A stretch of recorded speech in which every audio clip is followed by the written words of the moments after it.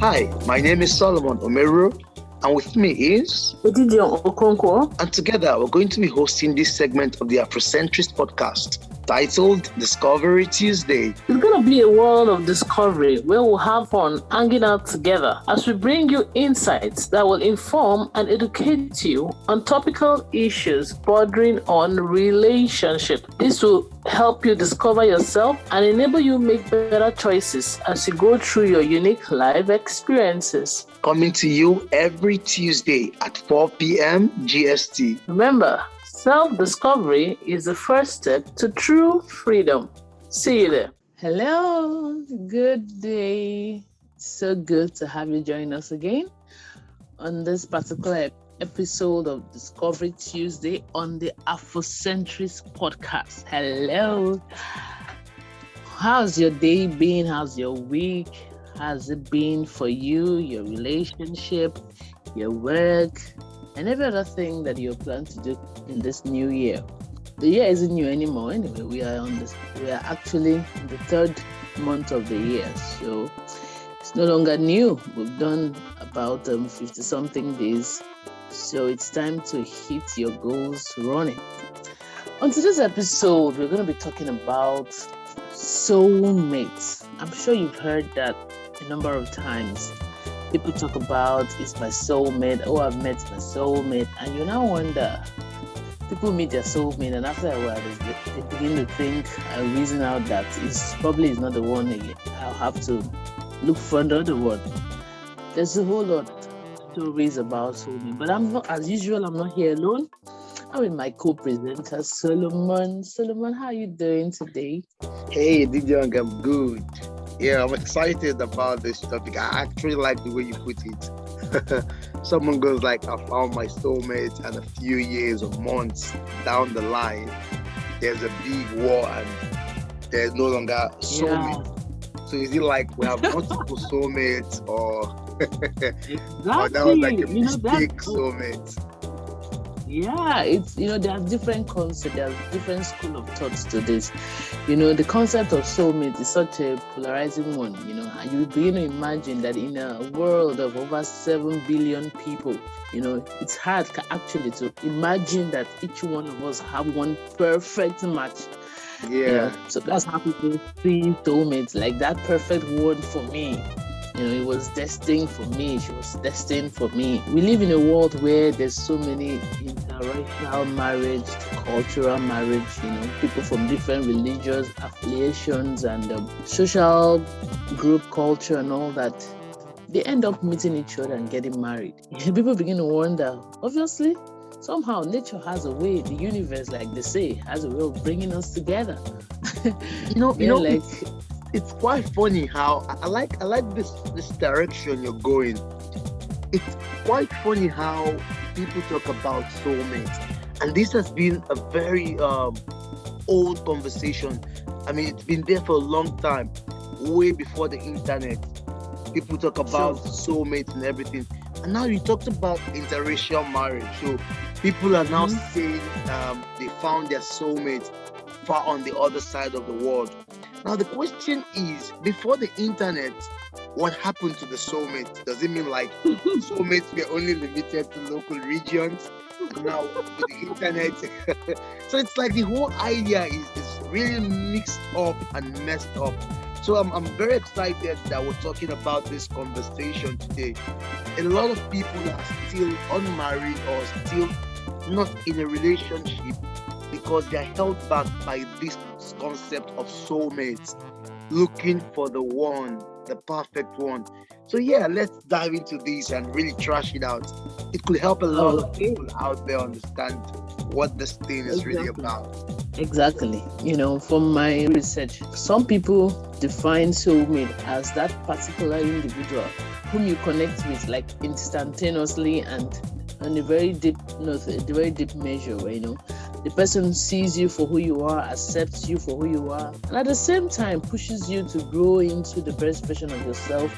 And it makes you makes people believe that regardless of who I am and whatever my character traits and my attributes, I will definitely find somebody who accepts me for who I am, who will love me for who I am, And somehow people have lived their life waiting for years instead of making necessary adjustments in their character traits, in their attitude to life that would have helped them meet somebody else, somebody who they can grow together and build together.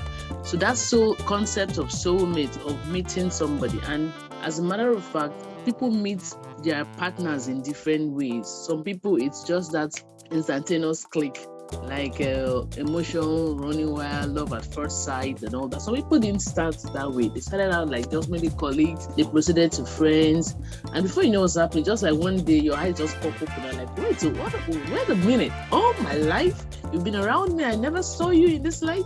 Yeah. So there's actually no one shoe fits all kind of way of meeting that particular person that makes the mark in your life. So Solomon, what is your thought? What grounds, what your the school of thought concerning this? First of all, I want to say, I think I've got a couple of ideas or thoughts about this. And one of them is this: there is no perfect one person for you out there, for anybody. Really?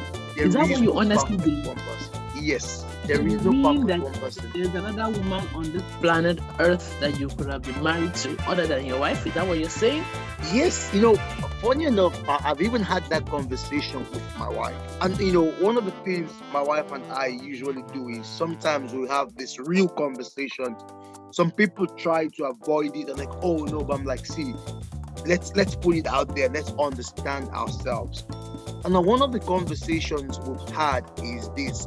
I'm like, see, if I had married someone else, I'm not sure what the relationship would have been like. It could have been better, or it could have been worse. But here's the thing: I'm married to you, and I'm happy with what I got. I'm happy with what I have. So I don't know if someone else would have been better or worse, but I'm very sure of what I have right now, and I'm fine and happy with that. That's what it is with finding a spouse or a partner. Most people think there are a lot of other options out there, or it could be better with someone else. But the truth is this: you're not sure what would have happened. So going back to this concept of soulmate or the one, first of all, let me explain this soulmate. I like the way Jay Shetty puts it in one of his recent podcasts. He said soulmate is someone that helps you find your soul at any point in time. And he said you could have multiple soulmates. So soulmate is not really just linked to a partner or a romantic partner rather, or the love of your life. No, soulmate is someone that helps you find the best in you. So your friend at work, your family member, someone out there could be a soulmate. Why? Because they help you discover very good things or special things about yourself. So that's something entirely different. But people try to mix it and bring it into romantic relationship. No, that's number one. Number two, like I said, there is no perfect person. Relationship is an ongoing work. Both parties have to put in the work. Now, I'm going to give an example. We've heard of so many people who at one time said they found their soulmate, they found the one. And somewhere down in the relationship, they become worst enemies rather. They start fighting, they start having issues. Most of them may end up getting divorced. So what are you trying to say? Did they make a mistake in getting the one? Or is the person no longer the one? You see what I'm saying? Now, another idea I have on this is we're human beings. And as human beings, we're not perfect. We have a way of messing things around. So if there was actually the one and a concept of the one, let's say God created someone special for each and every one of us, I think we would have screwed that up a long time ago. Or we would have married different wrong ones. Because that's what we are, we're human beings. Now, I gave you an example of before the internet. So now, a lot of people are getting married to, for example, Nigerians getting married to someone in the US or someone in Russia. There's a lot of interracial and ethnical marriages which wouldn't have happened without the internet. Is that correct? Exactly. Now, so look at this.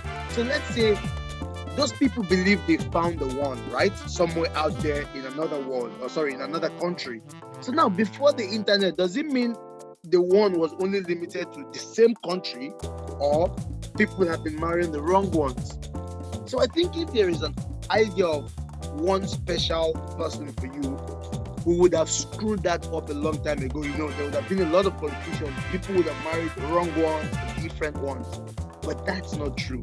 There is no special the one. It's you finding someone you can walk with, build a life with, and work together on the relationship.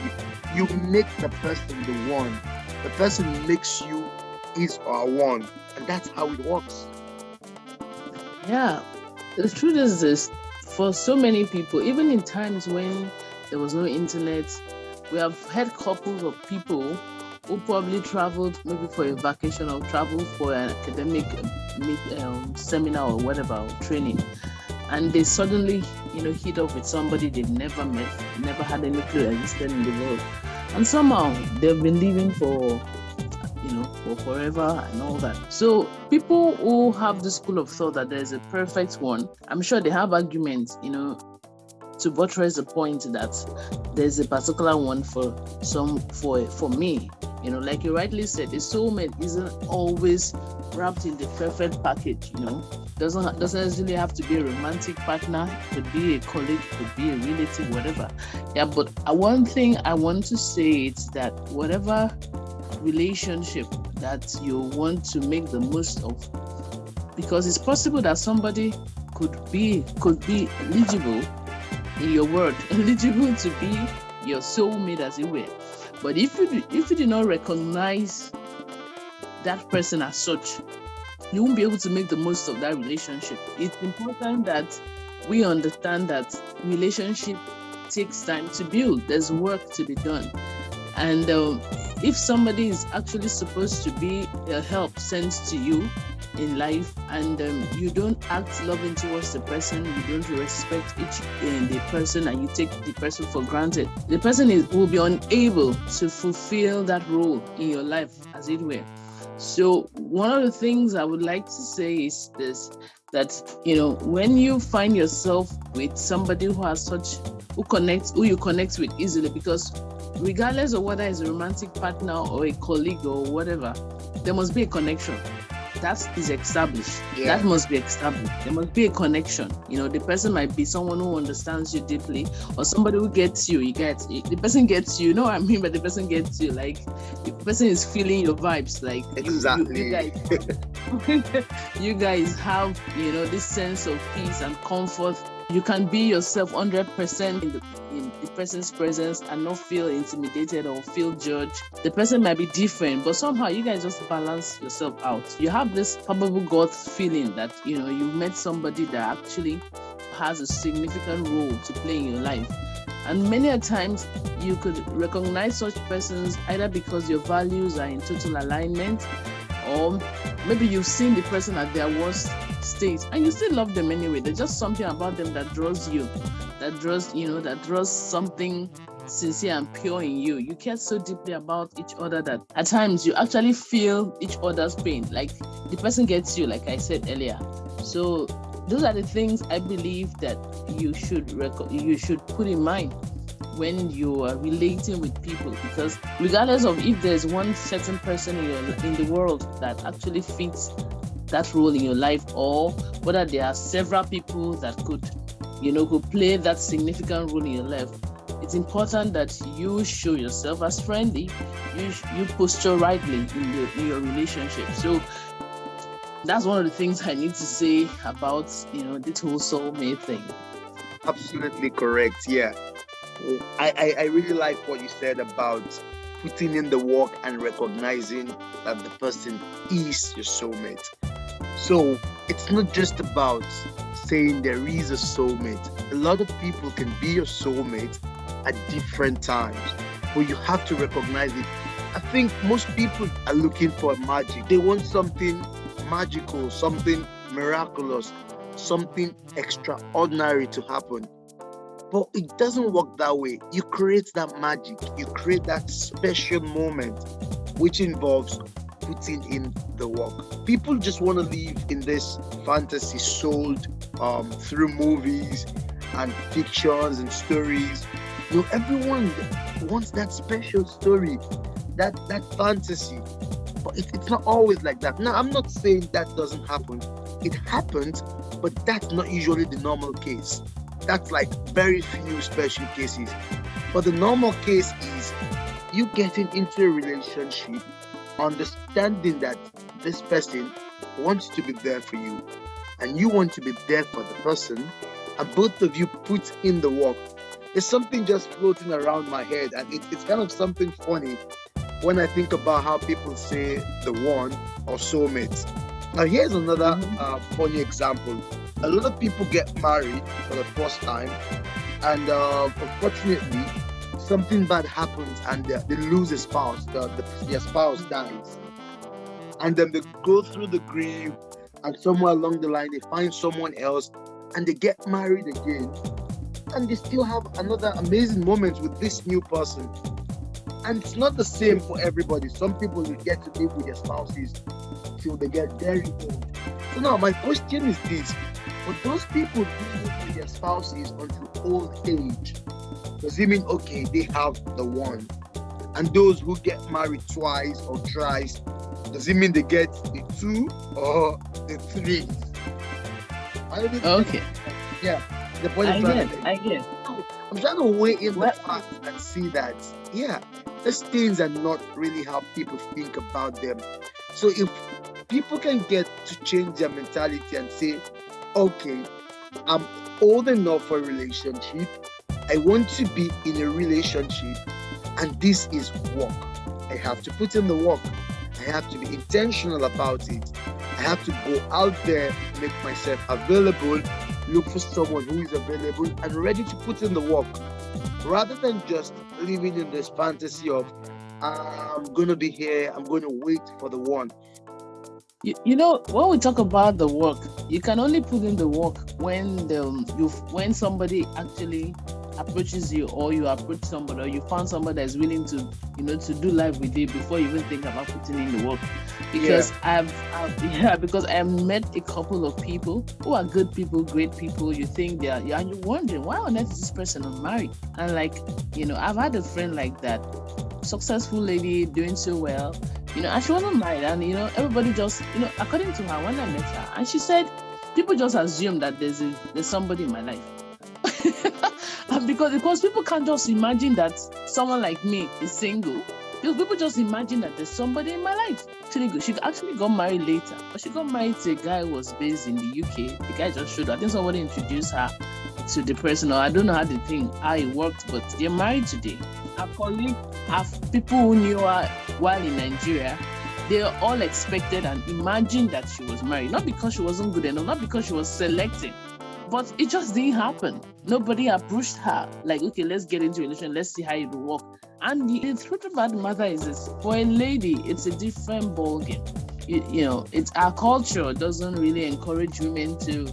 I've spoken with guys asking them the same question, like, if a lady approaches you and like, I want us to be friends, what would be actually this one is Ogbanje, my village people must have sent her. And they have the culture actually doesn't allow ladies, as it were, though things are changing anyway, to initiate a relationship. So it's possible that there's somebody somewhere around you, far away from you, there are multiple people around you, but then again, the connection hasn't been made. Do you understand? The connection hasn't been made. Somehow, it's not because they are expecting a perfect person that suits. I've met people, I've listened to a lady who said it was on her 50th birthday that her husband was introduced to her. As a matter of fact, it was in the party, her 50th birthday party. A friend came with her husband then. Anyway, then it was not her husband then, but the friend came with another friend to the party. She literally dragged the man to the party. And somehow they met, they talked, and before you know what's happening, they got married in a year. From her story, she said nobody actually asked her out for marriage, like, let's get married. Nobody. And she's doing well, she's a professional, she's doing well. So I want to believe that this situation is not same for both sexes. different things happen. I sincerely believe that most people who are, or some people, not just say most, some people who are married, they're not married because they don't want to get married or because they are selective. Because most times when you see a lady, a mature lady who's not married, people just like, this one is selected. She has been selected now, there's no one again, and she wants to accept it. But that might not be the narrative. That might not be true. That might not be true. Because I've met a couple of people like that. See, I kind of pick there's a key word I picked from the two instances you gave. Now, one of them is people always assume that there is someone in their life. That's number one. Let's dwell there a bit. Now, most times when I coach people, I always get this a lot. Now, this is the thing, the impression you're creating out there. That's number one. People assuming. Now, most times when people assume things, it's most times, not always, but most times the impression you're creating. I don't know if you get what I'm saying. You're creating this impression that, oh, you're fine, you're okay. And that's when I talk about being intentional. But honestly, they're fine. They're working. They're fine. It's not about the fact that they don't have a partner doesn't mean that they're not fine. Honestly, they're fine. They can take care of themselves. You don't get what I'm trying to say. I'm not saying they're not fine. Of course, they're fine. They're good. They may be amazing people, but there's something about being intentional, and that takes me to the second point. They got introduced. Yeah, you see that now. That's the intentionality. Now, there's a high percentage of marriages, including my marriage. A lot of my friends and people I've known about who got married because they were introduced by another friend. So when I talk about being intentional, I'm not saying go out there and put a placard or write on your head, I want to be married. No. Yeah. But when I say being intentional, is being out there, connecting with people. Now, you talked about women not being able to say, approach a guy. Yeah, that's true, but it's going out now. It's fading out. I've seen a lot of women proposing to guys now. Say, yeah, honestly, let me put that question straight out to you. Mm-hmm. If a lady approached you, I mean, prior to when you got married, not now. When you're married, no lady's gonna approach you anymore. No need of trying. Okay. Now, if a lady did approach you and like, oh, Solomon, something about you, I feel it's magical. Can we just can we relate? I'm asking you out. Can we get to know ourselves better? What would be your initial? I know you're enlightened. I know you are in a world where there are no limits and all that. But what would have been your initial reaction, please? Honest reaction. Please. Honestly, I'll consider it if the feeling is mutual. So if I'm like, okay, I think this is someone I want to go out with, and now I even like the way. What if you don't know anything about her? No, but you guys met probably like in a symposium, in a meeting, in a conference. Somebody just like your physique or like your look and just like. I love this question you're asking because a lot of people struggle with this. Now, I like the way you put the question. Can we just have a coffee? I like you. Awesome. Go out. The person is not saying moving with me. She's saying I like you. Again, she's saying I like you, and I think we should go out.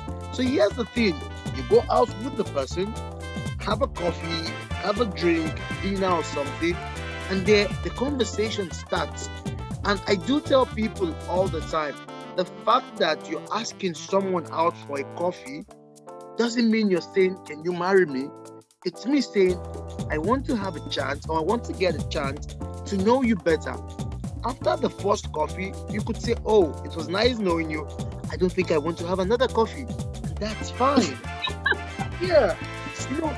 A lot of people are making the whole conversation looks like it's a do or die affair. There's a gun to your head. You say hi to her once, you have to marry her. No, that's why we have the dating process, the courtship process. Go out, have coffee or dinner with the person. Now, you like the first conversation, good.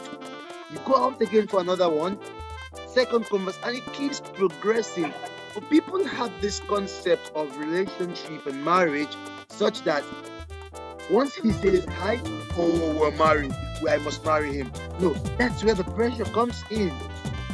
So you see, so now that's where people are trying to look for the perfect one. I don't want to go out on any date, or I don't want to have any coffee until I feel in my spirit, in my bones, or whatever they feel, he is the one. And then the whole thing becomes confusing because you can't really know someone from afar, even if, unless you're psychic or you've got some special superpowers. You get that? Exactly. So the only way to know is going out first, having that coffee first, having that conversation. So there is no way you're going to find the one locked up in your house or being uptight. That's why I said I really like that phrase when you said people assume she was with someone. Now that may be the impression she gave them, with the up being uptight and locked up and not being open to conversations. You get it? Well, And another thing I noticed okay. is a lot of people feel a lot comfortable when they're being introduced, probably by a mutual friend or a family member. They feel like, okay, I think I can trust this other person because someone I know is vouching for him. So it's more like when you're being referred for a job. Now, the employer feels a bit comfortable. Okay, a friend of mine, someone I know, is referring you. So it's almost like that relationship. Because like, oh, a friend of mine said this. So there's a level of openness to that conversation, as opposed to when someone randomly comes and say, "Hi, can we have a coffee together?" They're like, "Oh, whoa, no, you stranger." Do you get that? Yeah. Yeah. So what I'm trying to explain here. So it's like, "Oh, whoa, that stranger. No, I don't want him." So most people go like, "Oh no, I don't know him." Yet the other guy being introduced to you, you don't know him, but you feel comfortable because a mutual friend or a mutual family member is introducing you. So these are a couple of things that limit people's idea. I'm not saying you say yes to any stranger that comes around or go around having coffee with other people. But I'm saying if someone asks you out and looking at the person, you think, yes, there is something that can go on here. It's just a coffee, it's just a first conversation. Yeah, exactly. Yeah, that's I think there's a whole lot to talk about in this topic, but I don't think we have the time to exhaust it. Yeah, but what we're trying to say is that when you meet people, however and wherever, you should understand that relationship, there is a work to be done. There's a growing together that needs to be done. There's a discovery of yourself and your personality. There is a giving, a selfless, there's sacrifices. There's a whole lot that needs your input to make the relationship work.